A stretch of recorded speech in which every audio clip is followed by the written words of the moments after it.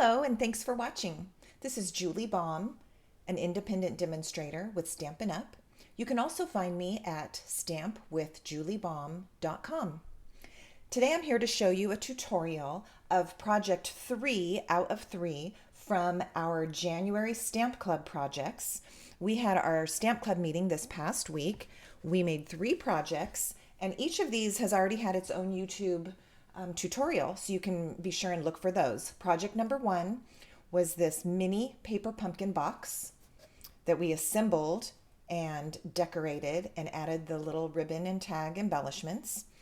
Project 2 are these cute little mini Valentines with their own mini envelopes. These are made out of half of a note card and half of an envelope that we creatively sealed back up.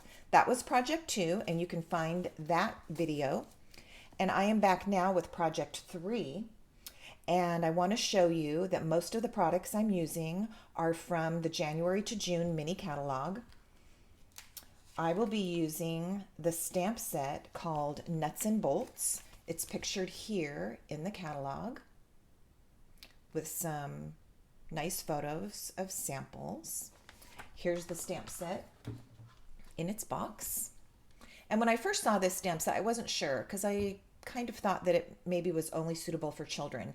But I got beyond that very quickly and realized that the sentiments, the images, they are just so cute, and anyone would be happy to receive a little note or Valentine with these cute robots. So this is mostly what we're going to be using. I'll also show you that the host code that is current for now through the end of the month is listed here. I put down some product numbers here to make it easier if you're looking for products that you would like to order. You can order them from my store. If you go to stampwithjuliebaum.com and click Shop Now, that link will take you directly to my store and you can order these products. So Nuts and Bolts stamp set. We're also using the Sweet Talk 12x12 Designer Series paper. I'll be using a delightful tag topper punch, which is found in the annual catalog, not the mini one that I showed you a moment ago. Some iridescent rhinestone jewels that are just beautiful. Also red rhinestones, and those are found in the annual catalog as well. And then lastly, a little piece of cotton ribbon that comes in a combo pack. We'll be using a piece of petal pink. So for this project, I need to start with a piece of colored cardstock. I've chosen Highland Heather, and this has been cut 4 1/4 inches by 11. So our standard 8.5 by 11 cardstock here in the US is just cut in half vertically. So this is 4 1/4 by 11, and the first step that we need to do is score it down the middle at 5.5. So I'm going to place it in my tool with the left edge at 5.5, and being careful to use my scoring blade, not my cutting blade. I'm going to go ahead and make a score line there. That's at 5.5. The next thing I need to do is move this score line to the 2-inch mark, but as you'll see on this particular trimmer, when I get it at the 2-inch mark, it's now covered and I can't really see it. So just as an added help, I put a piece of washi tape that I had down here marking that same line. If you follow the 2-inch line from the top all the way down, this is the line. So I'm putting my score mark at the 2-inch, and now I will use my cutting blade and cut the cardstock. This left side that is the larger piece that also has the score is done for now, so I'm going to set that aside. This remaining piece I will slide over to the 2-inch mark again, and now I will cut again. Now I'm left with 2 smaller pieces. One measures 1.5 by 4 1/4. The other measures 2 by 4 1/4, and as you can see, this was all part of that original piece. So we used the whole piece of cardstock. All right, now I'm going to go ahead and fold on that score line, and I will secure that crease with my bone folder. Now what we're making this time is a bridge card. A bridge card is just a kind of a layout or a design of card. You can use any colors, any papers, any sentiments that you want. In fact, I do have a Christmas card tutorial here on YouTube. It's a Santa card, but it's the same design. It also is a bridge card, so you can look for that one as well. Now I'm going to take some of my designer series paper. This is the Sweet Talk 12 by 12 inch paper that I've cut down. I chose this pattern, and out of pattern number 1, whichever one you choose, you will need 2 pieces. One is 1 3/4 by 4. This one is 1 3/4 by 4. And then out of the same pattern, you need a piece that is 1 3/4 by 4. That didn't sound right. Hold on. This one is 1 3/4 by 4, and this one is 1 1/2 by 4. Sorry for the confusion. So 1 3/4 by 4 inches and 1 1/2 by 4 inches. Then you'll need a second pattern, all right, something that coordinates with it. And on this piece, you only need 1. And this piece is 1 1/2 by 3 1/4. All right, 1 1/2 inches by 3 1/4 inches. So we're going to take our pieces and attach them to our cardstock. The largest piece is going to go here on the top fold of the card.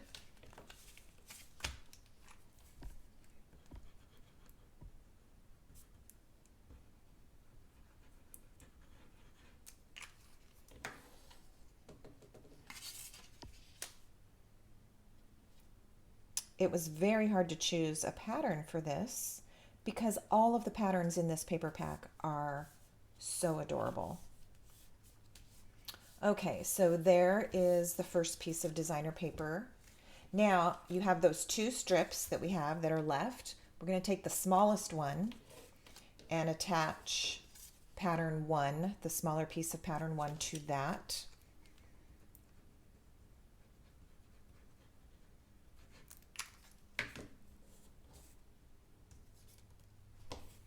All right, and then that is going to leave our last piece of designer paper for our last piece of cardstock. So before I attach this piece to here, I do want to punch this piece first. So I'm going to use a tag punch.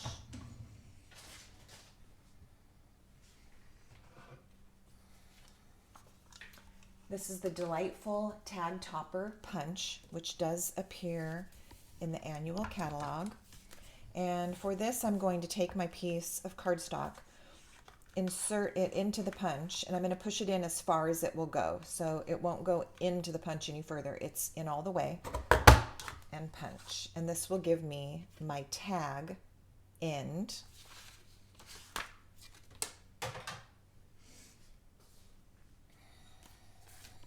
This out of the way. All right, now that that tag has been punched on the end of this, that gives us a little bit better view of where this piece needs to go, like so. So let's go ahead and stick that one on. I'm using liquid glue for this. You could use your Stamp and Seal or any adhesive that you prefer.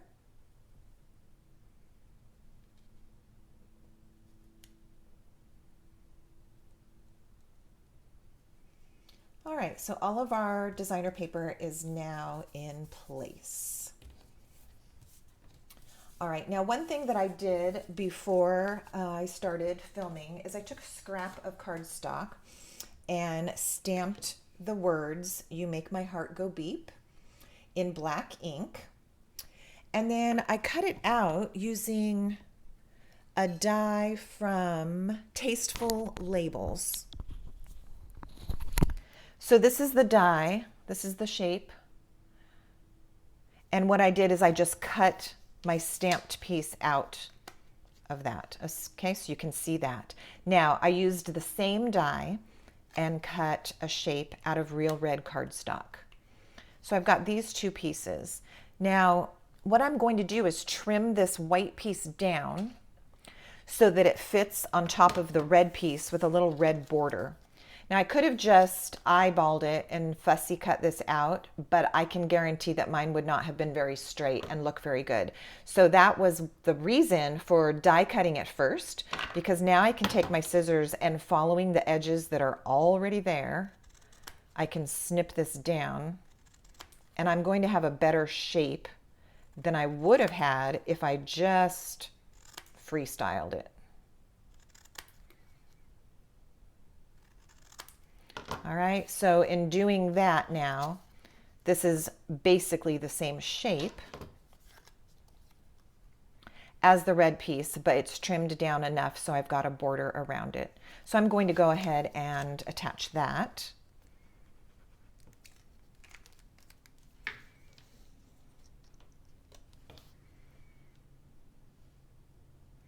For the next stamped piece, I'm going to use my Stamparatus. We talked about this at Stamp Club, that although none of us, including me, use the Stamparatus all the time, there are certainly instances where it's very helpful, if not necessary, to have a tool that helps you position your stamp precisely where you want it, and also a way to ensure that you get a perfectly clear image. So I'll show you what I mean by that. All right, so I'm using my Stamparatus. What I've done is I've already put my piece of cardstock in place. I'm holding it with the super strong magnet here. And I have one of the hinges removed because I'm only using one of the two. So the other one has been removed for this purpose.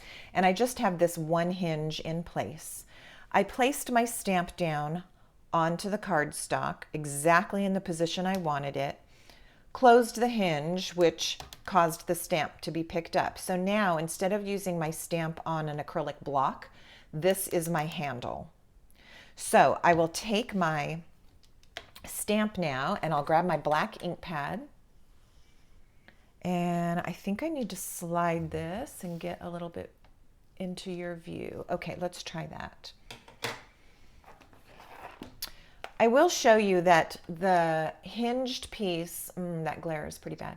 The hinged piece of your Stamparatus, when you let it rest on your desktop, it rests at an angle, which can make inking your stamp a little awkward. So if you just take a stamp set, any stamp set, okay, just in a box, or I have an empty stamp case with my Simply Chamois in it, I'm just gonna tuck that under this clear hinged piece so that I can put my ink on with a little bit better, with a little more ease. So I'm taking my ink pad and I will ink up.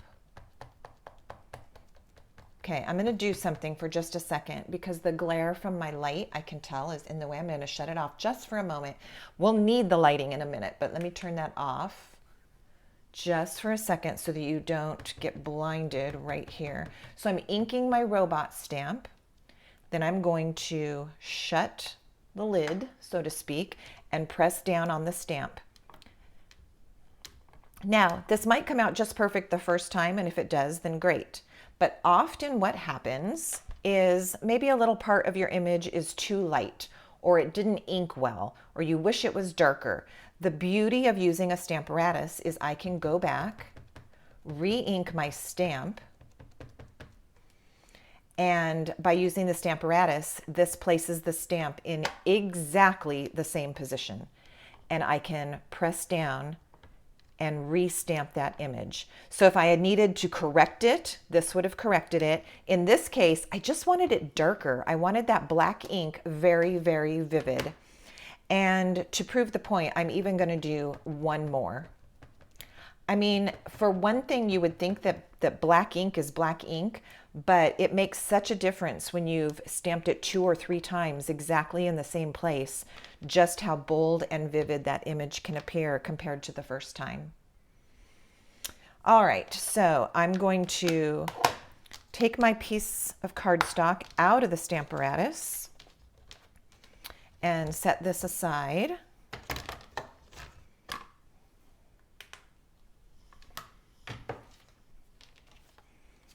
All right, so there's my cute little robot. Now I'm going to use some Stampin' Blends to color him. So I have a couple of different sets of blends out here. I have gray granite. Each set of Stampin' Blends, each color comes in a light and a dark. So I'm going to use the light to start coloring in my robot. There's a brush tip on one end and a bullet tip on the other. There's not really any hard and fast rules about it. You can use whichever end of the marker you feel most comfortable using. So I've got the top of his head colored with the light, and I'm also going to do the top part of his body. And this again is with the light of the gray granite. I will often choose to use the brush end to get faster coverage, unless I'm working in a very small area, and then I will choose the bullet end. All right, so I'm going to switch to the dark marker. This is gray granite in the dark, and color in just this bottom part of his head and the bottom part of the robot body. So because that area was a little bit smaller, I chose to use the bullet end of my markers. Now, I'm not going to do a lot of shading on this particular project, but the nice thing about having a light and a dark is you can add some beautiful artistic shading with the two markers, your light and your dark. I'm going to stick with the dark and color the neck, the legs, and stop with that. Okay. I'm going to use the light of Flirty Flamingo and put some color on his little robot hands and feet. Again, I'm using the bullet end for this just because the space is very small.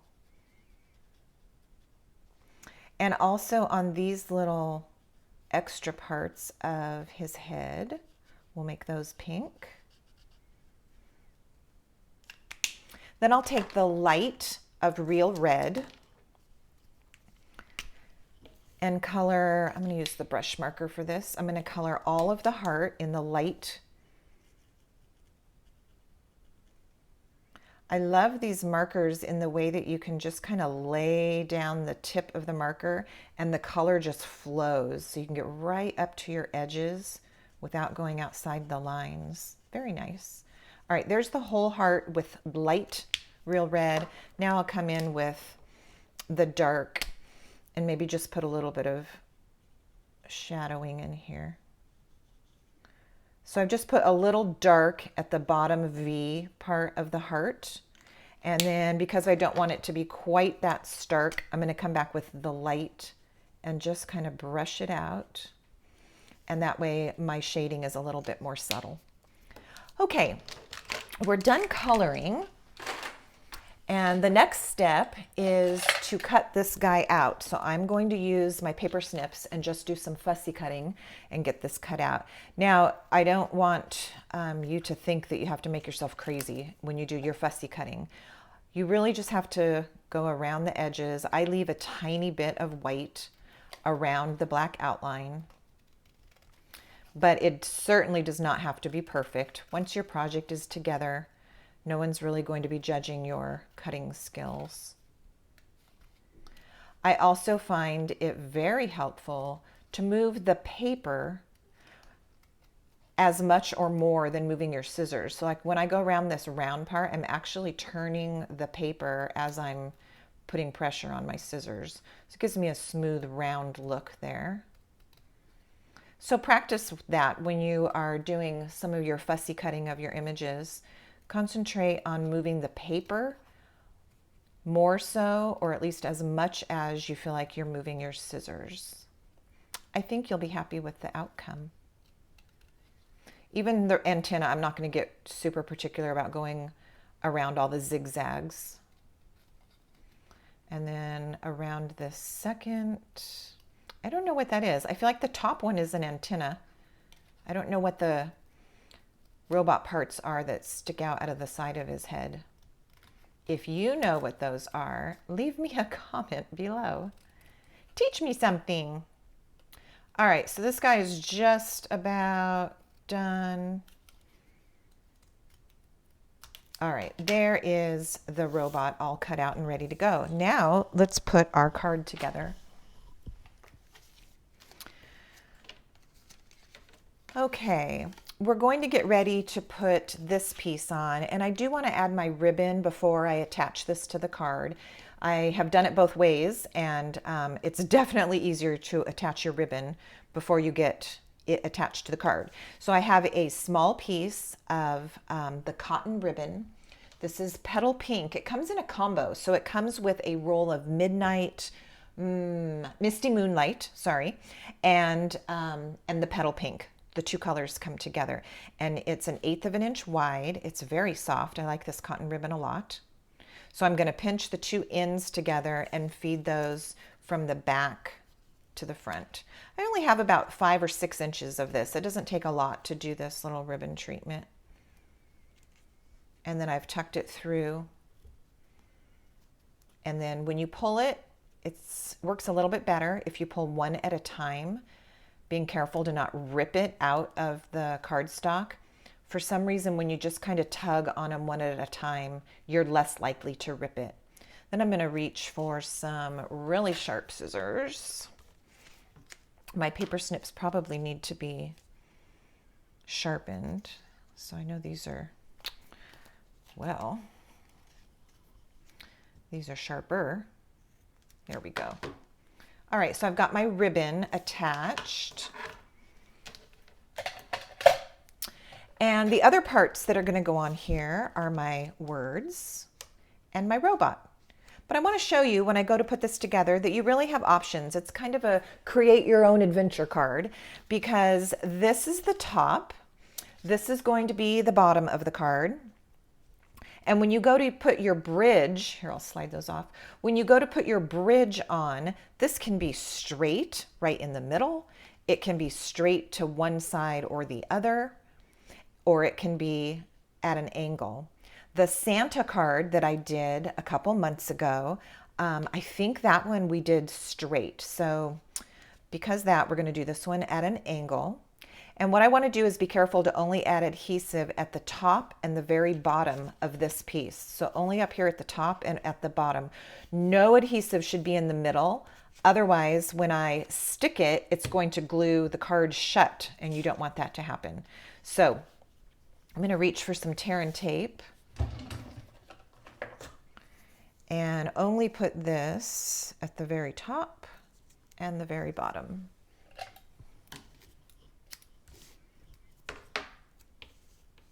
So up here near the punched hole, there's our top piece. And then at the bottom, I think I'm going to actually put 2 strips. Again, this holds the whole card together, so I do want it to be secure, but I need to keep these adhesive strips very close to the bottom so that I don't have any adhesive here in the middle. And then I can release the backing.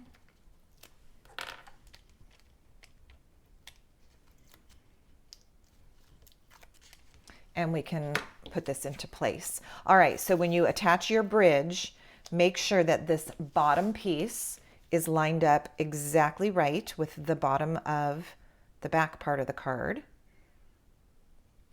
And then you're going to lay your bridge piece into place. And because the adhesive is only at the top and the bottom, what I've done is I've secured it like this so that the card will open and shut. And there's no adhesive here in the middle, so there's nothing sticky right there. Okay, let's put the words on.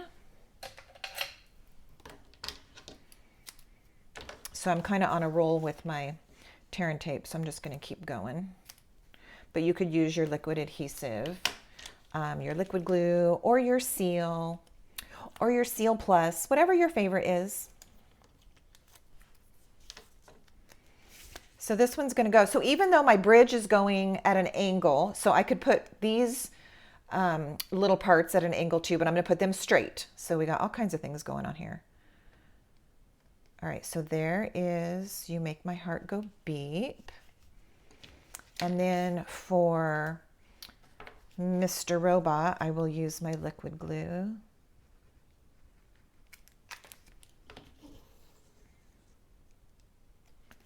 And put him in place as well.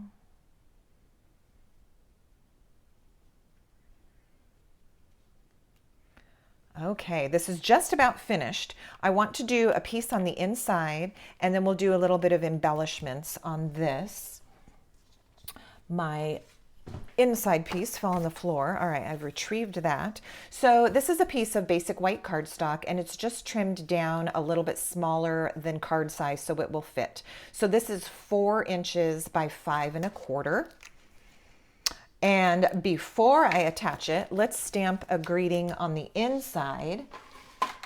And I say before because as you know, it's better to stamp something before you go sticking it on in case you make a mistake and you have to flip it over. All right, so this one says, I'm nuts and bolts about you. And I'm using Real Red ink. And I'm going to check. I think my Real Red ink pad probably needs to be re-inked. So I'm going to give it a little practice stamp. All right, we'll be okay. I probably should re-ink it, but I don't need to right this second. This is going to work just fine. I'm going to stamp the words very close to the top here, and I will show you why once I put it inside the card. You've probably already guessed why.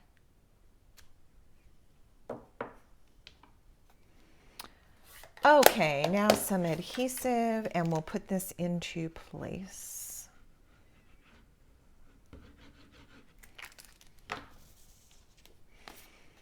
All right, so I've got this in place with an even border all the way around, just eyeballing it and set it down. If you are using your liquid glue, remember you have a little bit of time to slip it one way or the other if it's not quite straight. All right, and the reason that I said that I wanted to stamp my words up high on this white piece is so that when the card is shut, it's hidden. I didn't want any of the words sticking out here that might have made this look messy. So you can see that that's why if you add something to the inside, put it high or low. All right, so this is just about finished. I'm gonna give this a good crease with my bone folder, and let's put some embellishments on this. I have 2 kinds of rhinestones that I'm going to add. The first one, these are found in the January to June mini catalog. They're called iridescent rhinestones. And I'm going to use 3 of them. There's 3 different sizes. So I'm going to use the smallest one up here at the top. And I'll take a medium-sized one.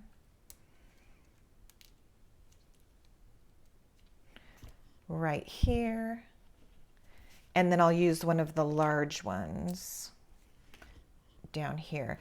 I don't know if you can really see on camera, they're so sparkly and they pick up all of these lovely colors from the papers around it. It's a very nice touch. Then let's also take a red rhinestone. These are found in the annual catalog. And I think that the little antenna at the top of his head is just screaming for a red rhinestone. So let's put that right there. At this point at Stamp Club, we were finished. The card was complete. But I do want to show you one extra thing that you can do. If you have our product called Shimmery Crystal Effects, you can do this next step.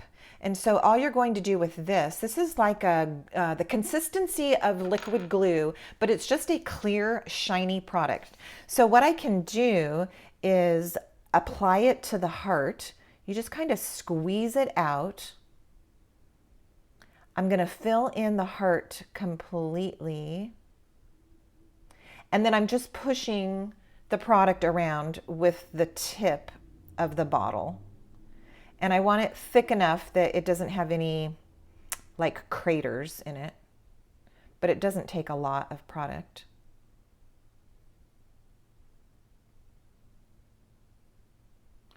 Put a little dab more. I'm having a hard time pushing that corner around, so I think it needed a teeny bit more. All right.